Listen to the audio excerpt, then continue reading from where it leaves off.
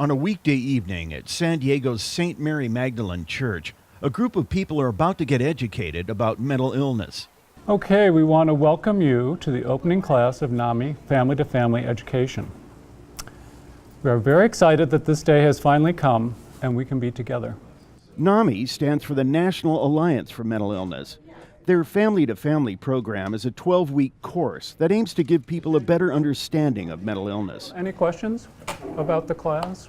Instructor Paul DiMartini tells the audience that over the next couple of months, they'll learn some coping skills, communication techniques, and strategies for dealing with a crisis.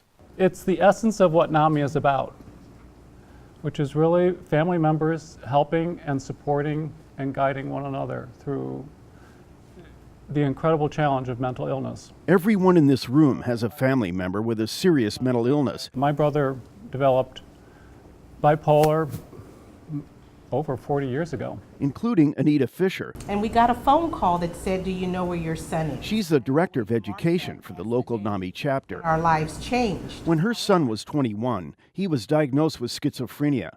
He was discharged from the Army and came back to San Diego. And then I didn't want to tell anyone. So we had our own sort of self-stigma because it was this mental illness, okay? We knew it fell under that category of mental illness, and that's not something that you talk about a lot. Fisher and her husband didn't know what to do. But when their son became homeless and started to self-medicate with drugs and alcohol, Fisher knew that they had to do something. She heard about NAMI and decided to give them a call. I thought they were going to say, "Oh my goodness, I've never heard that before in my life," but they didn't. They said, "I understand. I've had some of that in my own life." Fisher and her husband took the Family to Family course. It made them realize that mental illness affects tens of millions of families, and it helped them get over their own biases about their son's condition. It shouldn't keep you from treating me like anyone else. As it turns out, NAMI isn't the only organization that's trying to fight the stigma against mental illness. When it comes to mental illness, the stereotypes end when you get to know the person. The San Diego County Health and Human Services Agency has an active anti-stigma campaign called It's Up to Us. It's up to us to change our own perceptions, and it starts when you read up at up2sd.org. And Cal State San Marcos is trying to do its part. The school is engaged in a year-long effort to destigmatize mental illness. On Halloween, the campus hosted a mental health fair. The event featured booths staffed by mental health providers and an exhibit by British artist Toby Allen. Each of Allen's colorful illustrations depict a mental health condition as a grotesque monster. Sophomore Melissa Munoz said she gets it. To show how all these disorders, they can be very dangerous or malevolent, or they can even be seen as monsters to other people that destroy other human beings. Becky Kalika is with the campus chapter of a national group called Active Minds.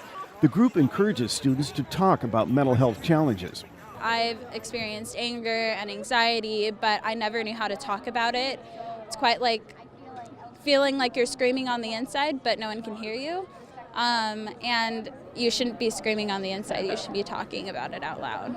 Cheryl Berry, the school's mental health educator, has spent years fighting the stigma against mental illness. She tells students when someone breaks their arm, they don't try to take care of it on their own. They see a doctor. And at the same time, we should feel that we can address our emotional and mental health issues by going to see a therapist or a counselor or a psychologist or a psychiatrist. We use that group wisdom model. Anita Fisher believes education is the key to ending stigma. She feels so strongly about it that she left her career as a banking executive to work for NAMI. And it's going to be very helpful to you. Fisher says we need to normalize mental illness and stop blaming people who need help. My son didn't go out and catch mental illness. He didn't know that this was coming, and we didn't know that this was coming. And somehow, we've been treated as though it's his fault. Kenny Goldberg, KPBS News.